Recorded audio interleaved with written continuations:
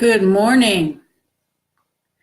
I'm not sure anyone is here with me yet, but it's early. I just wanted to get on a few minutes early to say good morning and to get something ready for us to read later on, which means I have to find it.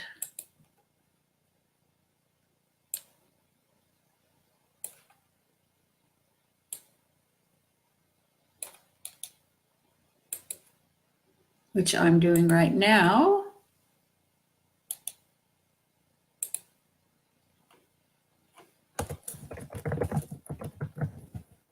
The great Thomas Troward quote.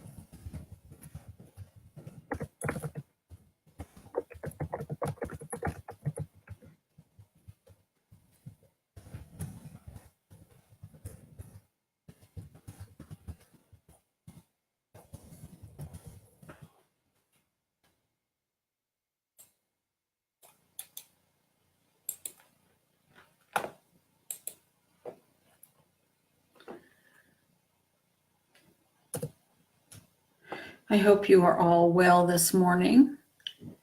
And Kelly, it's nice to see you.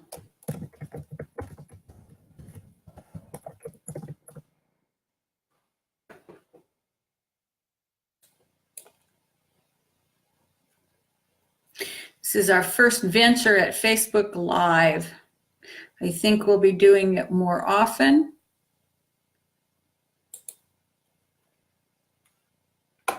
Beginning, I hope, next Sunday. We have a wonderful volunteer ready to do that. Hi, Karen.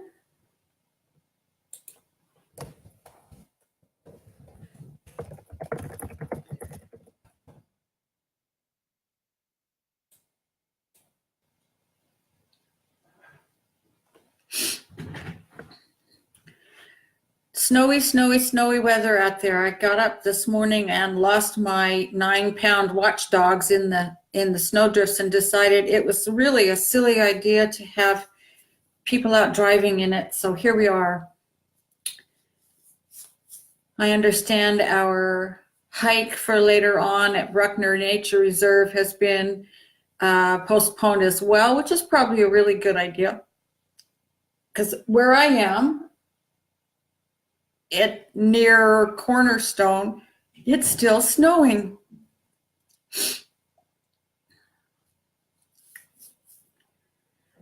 This is a bigger storm than we expected, I guess. But it's January, so I guess we can't expect to have too many more 65-degree days, right?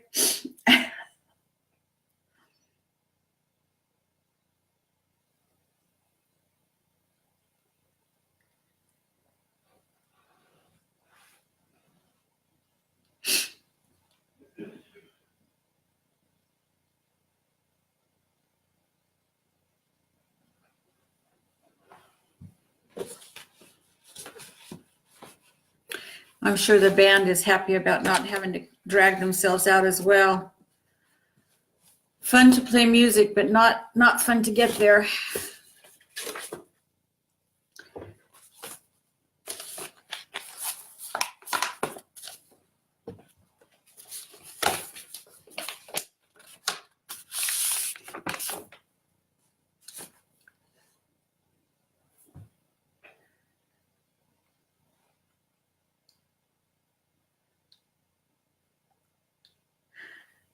I'm not sure who else is on with us because they haven't said, and I don't know how to do this on Facebook Live. I'll learn. We will learn.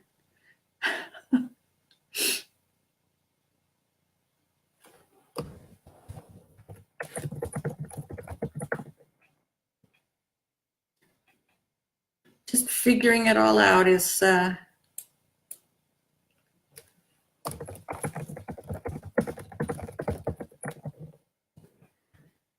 old friends and some new friends. This is great.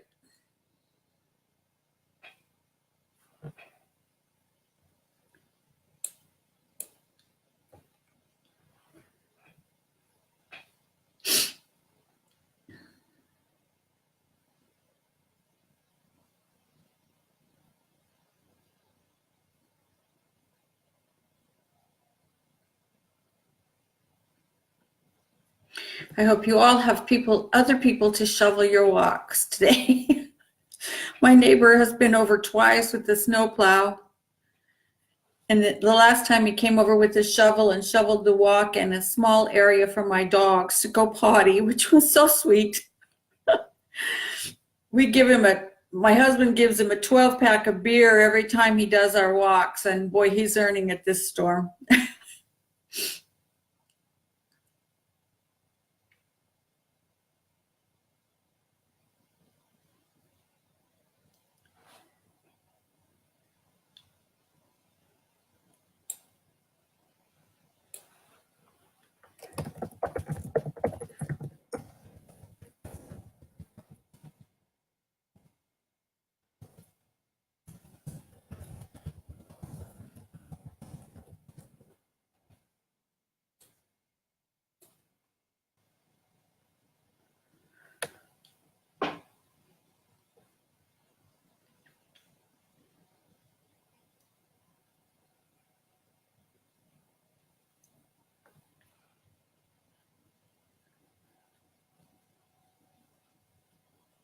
Should have had a recording of our band, the Higher Mind Band, playing something, but this is my first go around on Facebook Live, so your feedback will be most welcome. And as I say, hopefully we'll be doing this on a regular basis starting this next week, so that if there's a morning you just don't feel like getting out of bed, you can still participate in our service.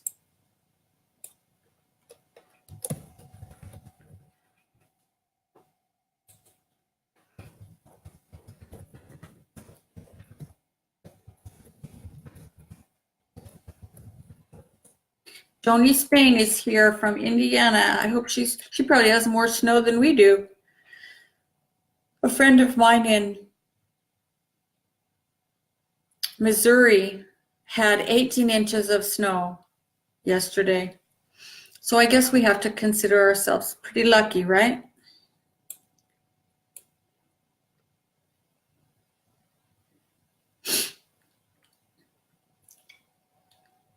Good to have you all.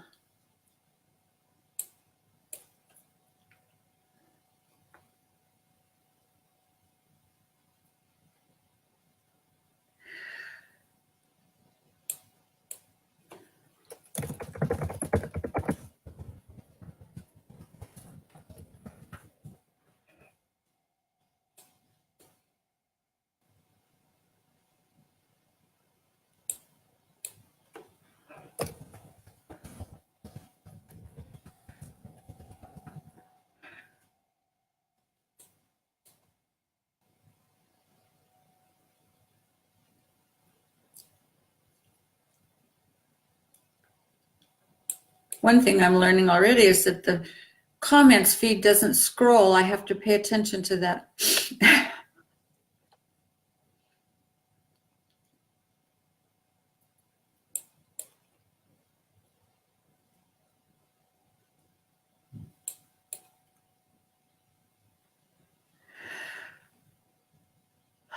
Well, maybe we'll just begin right now with a moment of quiet in consciousness together. So I just invite you to breathe for a moment and become very present. Let your breath be the focus of your awareness. And letting go of the snow, the morning, what still needs to be done, what's already been done. Just being present in this moment right here and right now.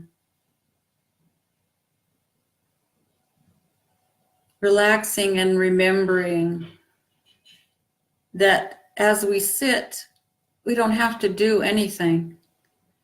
There is this force called gravity that keeps us in our chair, that supports our body, that keeps us here on earth.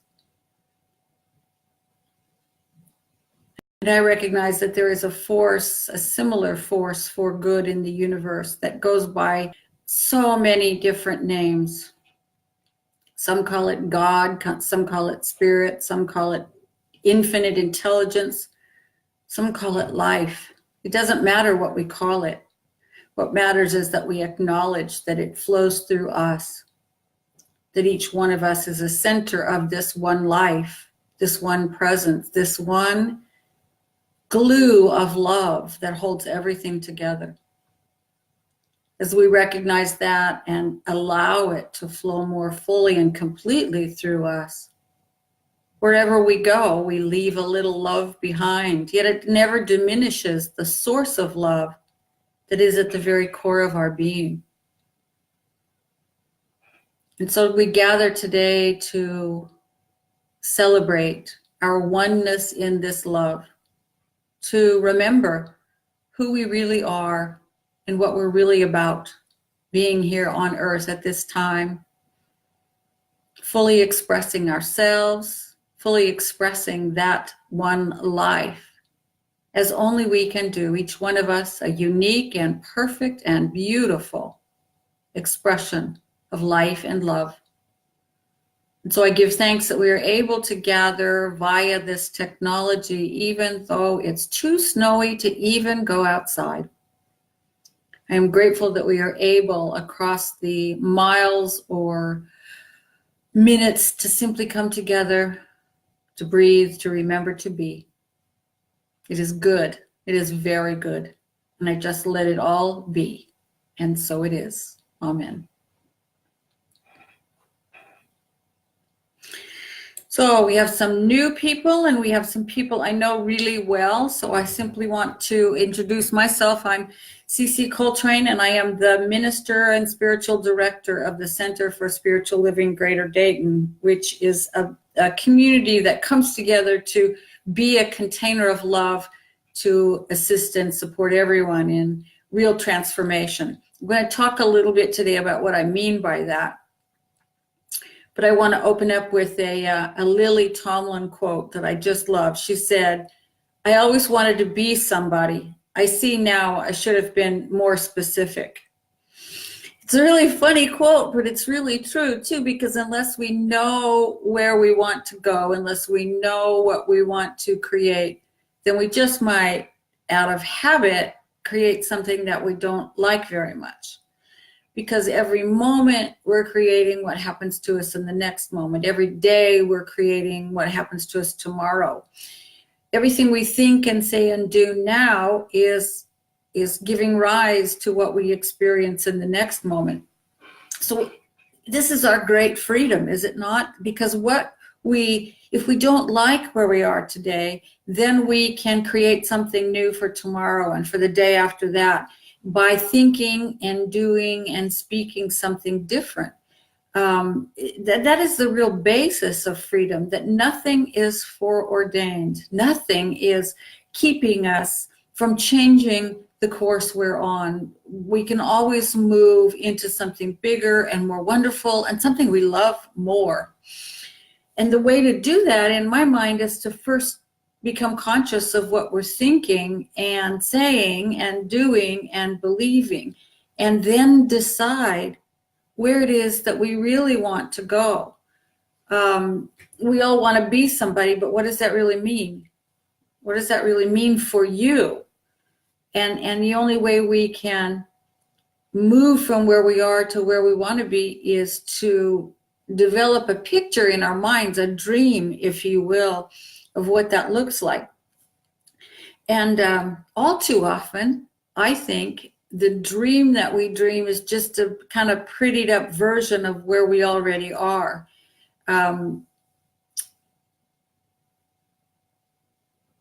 And I don't think that's what we're really after. I think each one of us is really after a life that's deeply satisfying, powerful in its actions. I think we want to make a real difference in the world. And if we're going to do that, we have to stop dreaming small or not dreaming at all and start to dream big. We have to start to dream big. Dreaming big is a whole paradigm shift for us, though. Our parents, our teachers, our society has raised us up to dream only what's probable. If we can see from here to how we get there, we'll go ahead and accept the dream. You know, up until about age 10, we have these great ideas for ourselves. I want to be a fireman or a ballerina or a rock star or a lion tamer, or mine was always I wanted to be a secret agent. Why, I don't know, but that's what I wanted. But once we reach what the society calls the age of reason, people start telling us to get real, to be realistic, to find a career that will be nice and stable and support us. And we start making our dreams smaller and smaller and smaller. And we do the same thing in our emotional lives. Many times we want to be fulfilled in our relationships. We want to make a difference in the world. We want to be somebody, as Lily Tomlin said. And I think that means that we want to love ourselves and respect ourselves and to be the people deep down we feel we really are. And we want to love and respect and make an impact for good on the world around us. But then we, often have relationships that turn out not to be what we thought they could be. And we spend our energy just sort of getting by. Maybe we have the latest, greatest toys, and maybe we have more stuff, but we're still just getting by. We settle for a life that isn't as satisfying as we'd like it to be. We do the same with our spiritual lives. We begin doing meditation, say, and we start to really feel the benefits. And then we start to see the dark, shadowed places of our minds. And rather than going forward into them, we turn around and run the other way. And we feel something tugging at us to move us in a different direction, to explore maybe a way of being more love in the world, or doing something that benefits the whole of humanity, the whole of life. And it's unknown. That where that is unknown. And so we turn around and ignore it. We start to see ourselves changing and growing deeper and broader, and we're afraid of where the change might take us. So we stop. We learn to dream small in all areas of our lives. We have this cautious part of us that is that kind of holds us back.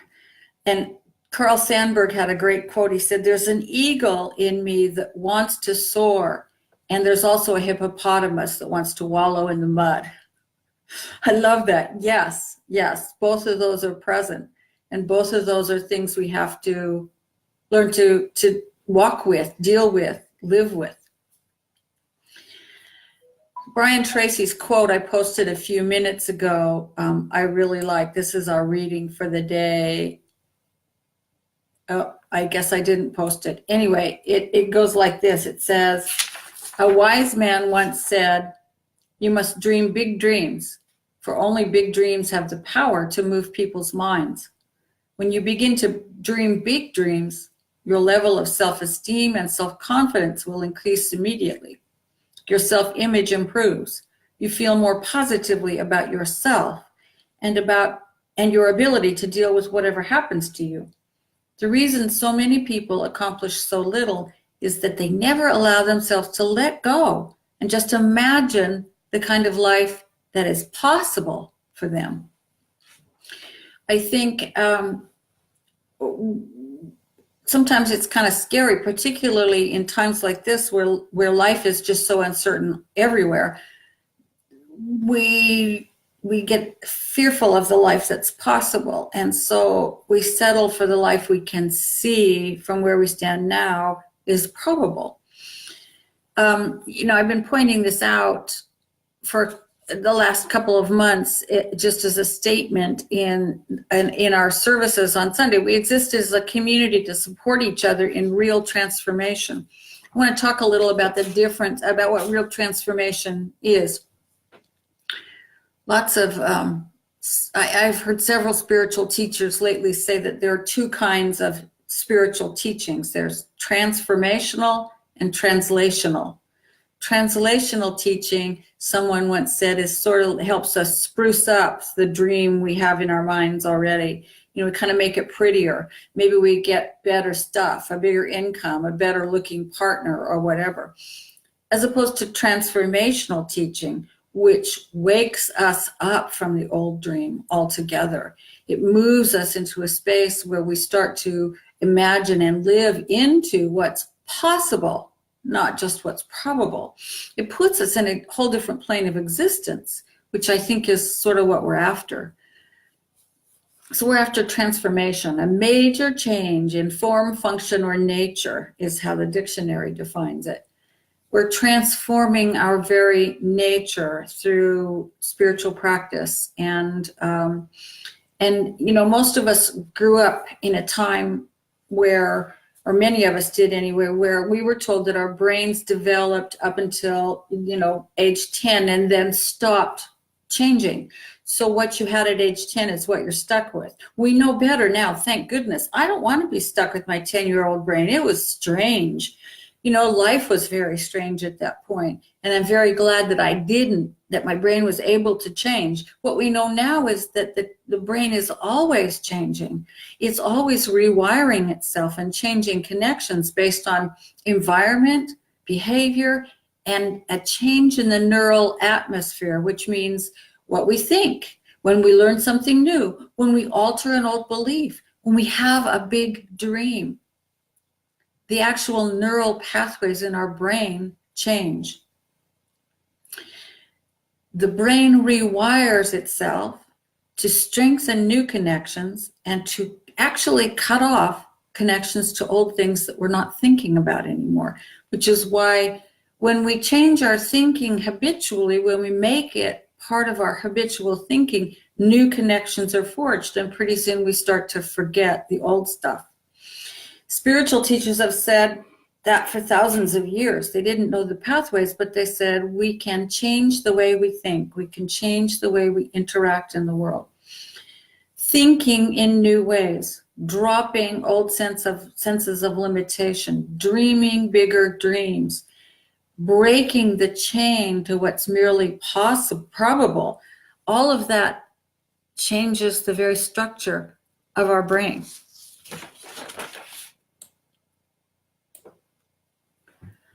So, you know, last week we talked about being honest with ourselves, and that's one way we begin to transform ourselves. When we start telling the truth, when we start acting in the world with intentional kindness, when we develop a practice of gratitude that's a habitual practice, when we create a habit of dreaming big, we are transformed. Literally, the structure and function and form of our brains change. Now, the brain is the machinery, but it's the machinery that allows consciousness to flow into the world by means of us. So we change the, you know, it's sort of like when you have a pasta maker and you change from a rigatoni disc to a spaghetti disc, you get a different result. And we're doing the same thing with the way that we change our thinking, our habits of thinking. So over this next year, I want to introduce the whole community to some practices that help us transform, that wake us up from the old dream, so that we're able to transform ourselves and our world and our lives, because transformation of the world happens when enough individuals transform themselves, right? The world is made up of all of us. And I think we're standing on the cusp of a really big transformation now, and society is changing anyway because people are changing. I just saw On the Basis of Sex, a movie about Ruth Bader Ginsburg, and she, in her early career, you know, she was primary in bringing the whole issue of of women's rights, gender rights into view in the United States as far as the laws go. But there's one moment in the movie where she and her daughter, who's about, 16 maybe, they're walking down the street and they get hassled by some construction workers. And the daughter turns around and says, "You can't do that, you." And then she swore at him. But she said, that's absolutely inappropriate. And Mom said, Ruth Bader Ginsburg said, "Look at you. The world has changed." Well, I've only been saying it's going to change. It's already changed. Look at you standing up for yourself. It was a wonderful little scene. And that's what's happening now. Our kids, our young people are born different than I was. They were born different than people of my generation. They're different. Their thinking's more open. Their viewpoints are bigger. They worry less about how they're different from others and focus more on how they're the same.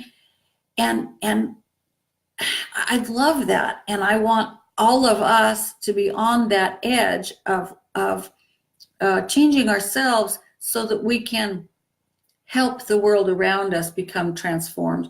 As we focus more on our interconnection, on our unity, on possibility, on interbeing, on all those kinds of things, on how to be kind to each other in all circumstances, how to spend less time fighting against something and more time fighting for what's really important, which is this interbeing and interconnection and love of each other. And part of what helps us do that is to dream bigger dreams, A wise person once said, if your dream is such that you know how to get there from where you already are, without the assistance of a power greater than you are, your dream is too small. And I love that because, we start to dream bigger dreams while at the same time realizing there is something bigger than we are. And it's supporting us. It's supporting us to change and grow and become transformed. And it supports us and works for us by working through us. So last week I was at a meeting that was going to be really, really boring. And instead we started with this great Thomas Troward quote, which I have cited earlier. Let me read it to you. Here it is. Thomas Troward was a British judge who spent a lot of time in India, so he was very familiar with Hindu traditions too. And Ernest Holmes got a hold of his books. Our founder, Ernest Holmes, got a hold of his books and fell headfirst into them, and he incorporated a lot of Troward's ideas in a big way. But this is what Troward wrote. He said, "My mind is a center of divine operation. The divine operation is always for expansion and fuller expression. And this means the production of something beyond what has gone before, something entirely new, not included in the past experience, though proceeding out of it by an orderly sequence of growth. Therefore, since the divine cannot change its inherent nature, it must operate in the same manner within me. Consequently, in my own special world, of which I am the center, it will move forward to produce new conditions, always in advance of any that have gone before." I think that's just like a brilliant quote, because it says, Spirit's always trying to do something bigger by means of us. Here, right here, in the center of our individual universe, and way out at the edge of the universe, where Spirit is also doing something new. The universe is expanding. New time and space is being created every second. And right here, Spirit's expression is expanding by means of each one of us. And so if we will let it, it will move forward to produce new conditions, always in advance of anything that's gone before. What an exciting thing that is. And that's what happens when we let ourselves be transformed instead of merely our lives being translated into something prettier. When we start to dream of what might be possible, when we start to look at the contribution we really want to make to the world and say, I don't know how I can do this, but I want to see what the dream looks like for me. I want to see what the life I really want to live looks like and feels like, and all of that. And amazing things happen. So I've posted that Thomas Troward quote to invite you maybe to take it with you, to print it out, to somehow make it be in your possession regularly, so that maybe before you go to sleep each night, you can read it and spend a couple minutes in possibility. When you catch yourself worrying about how, or that's not likely, or I'm too old for that, or wherever it is, to stop and remind yourself that your mind is the divine mind, and therefore it's producing something beyond what's gone before, something entirely new, something not included in your past experience, and maybe not in anyone's past experience. Dream big. Tell yourself that in this wild and wonderful universe that we live in, everything is possible. Joy is possible. Loving kindness is possible. Unity and caring for each other is possible. Healing is possible. Abundance is possible. Fulfillment is possible. Creating the world we want to live in together is possible, because each one of us is the place the divine is doing this expanding by means of us. Spirit expresses itself in ever expanding and greater ways through us. So dream big. So thank you for joining me this morning, my dear friends. I hope you have a wonderful, wonderful day. I hope you stay warm and have fun and are beautiful and creative. And I hope you dream really big. I am going to post right now, if you care to support our work, which of course is always ongoing. That's how you can do it. All you have to do is text GIVE to that number. Your phone will prompt you from there. And I really love you all, and I'm glad we were able to come together this morning. I will do a brief prayer and then we will leave. The quote disappeared. Let me post it again. Oops, I don't want to post all that stuff, just the quote. Here's the Thomas Troward quote again. I hit the wrong key, sorry. Here is the Thomas Troward quote. All right, let's pray. So right in this moment, Spirit is present in us and as us and all around us, working through us, expanding us, making us think newly, stretching the bounds of our imagination into possibilities we never dreamed before, because that's who we are. That is our nature. It is our nature to give. It is our nature to grow. It is our nature to live in possibility. And so what I know for each one of us right now is that we say yes to what is possible. We let what is probable fall by the wayside, and instead we say, what is mine to do? What is mine to have? What is mine to be? And we let that dream build in our own minds.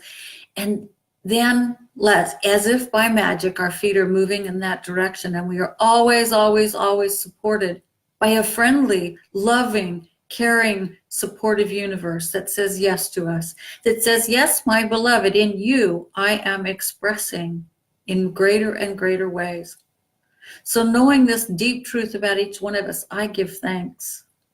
I give thanks for everyone who is on this call, and everyone, or on this Facebook live stream, and everyone who may see it later on, blessing each one of them as a force for good in the world. And so I simply let all this go, let it be done. And so it is. Blessings on you all. Love you. Bye-bye.